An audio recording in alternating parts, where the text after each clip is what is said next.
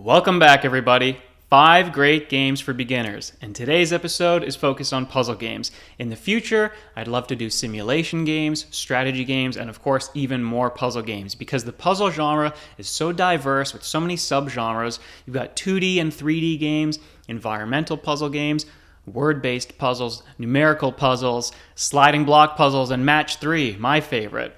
So I'm going to just barely scratch the surface here with these 5 recommendations, and as I do future episodes, I will show you some other games. And one of the great things about this series is that a lot of these titles are going to serve as gateways into other genres.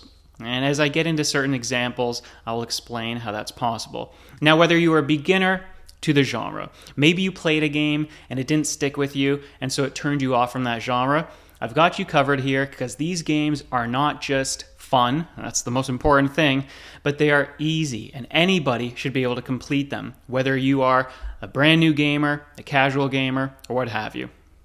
So game number 1, The Incredible Machine 3.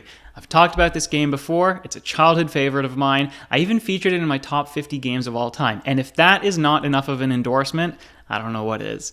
So what you can see on screen is that this game is a series of Rube Goldberg contraptions, a whole bunch of seemingly random parts that, when assembled together, create some sort of chain reaction. The game has a set goal for every level, and it's up to you to use some or all of these missing parts on the side, drag them onto the screen, arrange them in the play area, and see what happens. You can get really creative with your solutions. That's probably the best thing about this game, is that unlike a lot of similar environmental puzzle games, and I am going to call this an environmental puzzle game, because when you distill the genre to its simplest parts, it is usually a series of chain reactions. You do A, and it works for B. You do B, and it creates C, right? Even something like Ghost Trick kind of functions in this manner, but The Incredible Machine 3, it takes all of that to its bare bones. There's no plot, there's no fluff, there aren't too many distractions, there's only what you see on screen, and there's only what you can think of. Think inside the box, think outside of the box. You have an item here that, even though it's a scissor, for example, well, you might think, okay, the scissor's my cutting tool, but what about the shape of it? The handle is a little bit rounded off, so maybe you can just bounce a ball off the corner of the handle and send it flying in a redirection.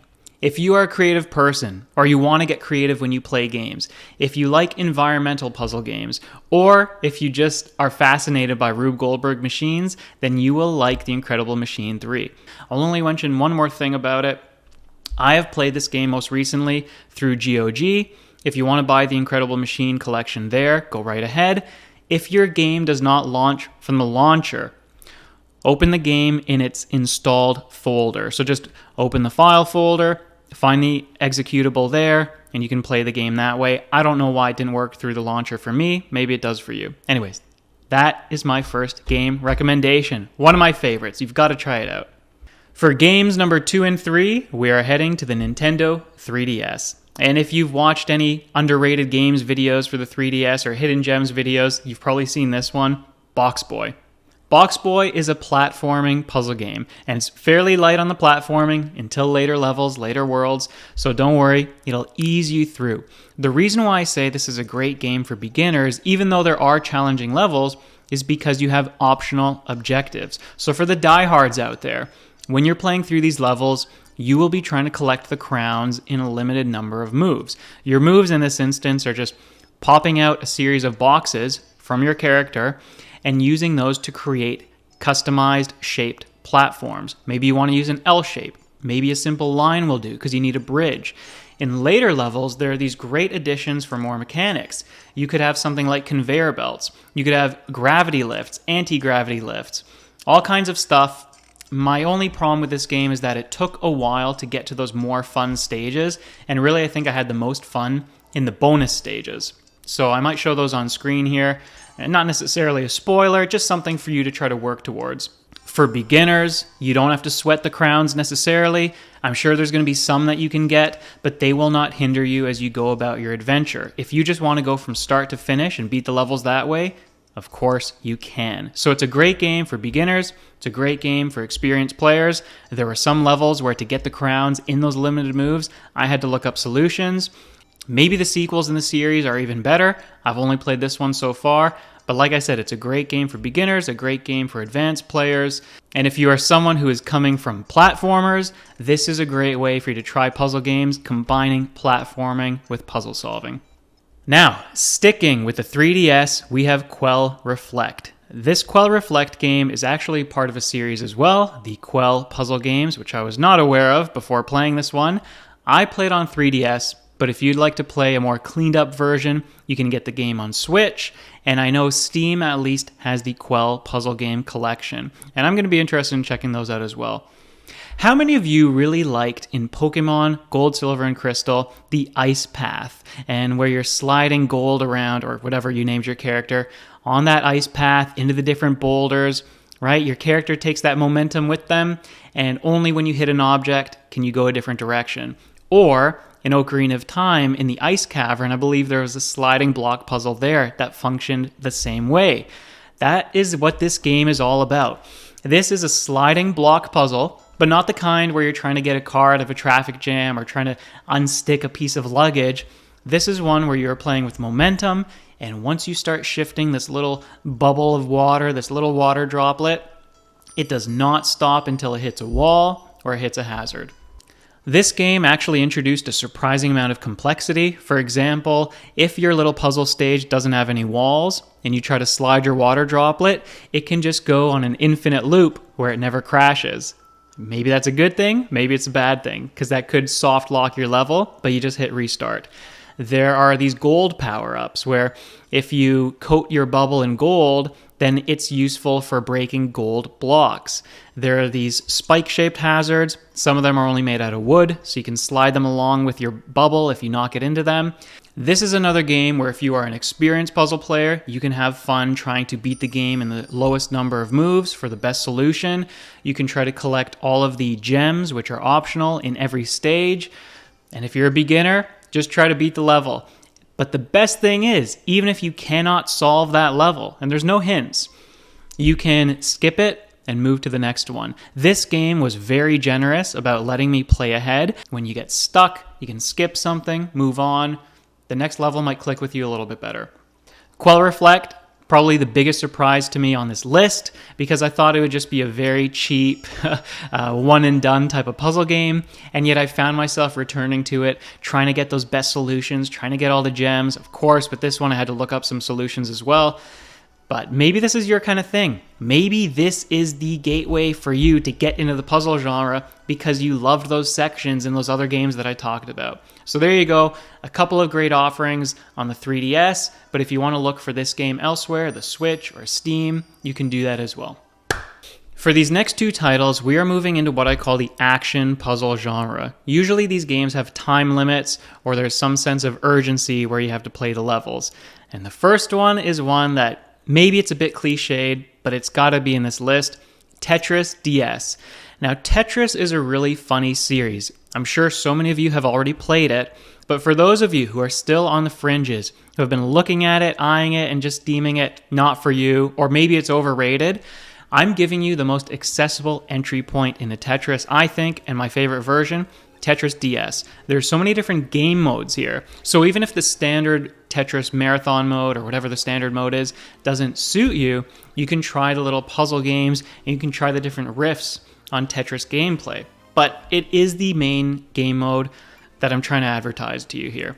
The nice thing about Tetris DS is its fluidity and also the ability to store a piece. Also, some of the pieces, for example, that purple T-shaped block, the game is very generous in letting you spin it around. Actually, the game is very generous about letting you spin a whole bunch of your pieces. Whereas in some Tetris versions, once your piece hits a barricade or a barrier, it could be the side or it could be the bottom, it wants to freeze your piece in place and lock it in. In Tetris DS, if you keep on mashing to turn your piece, you can even slide it left and right, and you don't have to settle on a position just yet. So there's some nice little features there for people who are, it's a little more forgiving, this game. But it's a lot of fun. Again, if you haven't tried Tetris yet, if you've been very reserved about it and you think it's overrated, try this as your first Tetris game.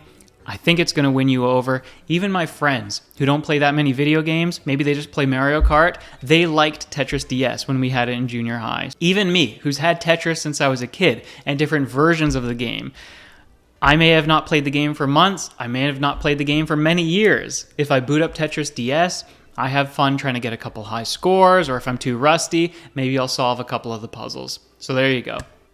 The fifth and final game on this list is my absolute all-time favorite puzzle game, Pokemon Puzzle League. This is a reskin of Tetris Attack, but don't let that fool you. Tetris Attack and Classic Tetris are two very different games. In Tetris, you're basically trying to fill up the game board, right? And then eventually clear it out for high scores and for points. But in Tetris Attack style games, you have your game board and you're playing a match 3 style of game where you're trying to clear the board of all of its pieces and all of its parts. Match 3 games are so much fun. Other ones will appear in future iterations of these lists, these recommendations, but I had to go with my favorite right now. Not only is it one of the most polished Tetris Attack games, it's got a fun skin, right, being Pokemon themed, but also for beginners, the easy mode is very easy. It'll teach you how to play the game. It'll teach you how to do combos. And as you get better with the game, and maybe you clear the easy mode campaign, you can try normal. And there's a couple more stages there for you to play on the normal campaign. You beat that, the same thing for hard. Every stage will get a little bit harder, but it also introduces a couple more at the end of it. So there's great replayability here. You can unlock different things in this particular game, different characters with different Pokemon. You can explore marathon modes, the puzzle modes, but it is the basic campaign that is my favorite, just going through the gauntlet of different trainers, hearing the crazy cries of the Pokemon that you're using. And yeah, like I said, this is a match 3 puzzle game, so this will hopefully lead as a good introduction to that kind of gameplay. I think Bejeweled is one that a lot of people are familiar with, but you cannot beat the frenetic pace of a Tetris Attack. So that's it for episode 1. Hopefully you enjoyed every single recommendation. Hopefully there are some games in here that you've never played before. Maybe you're a little more understanding about the different types of puzzle games that exist. And for all the different games that I mentioned before, right?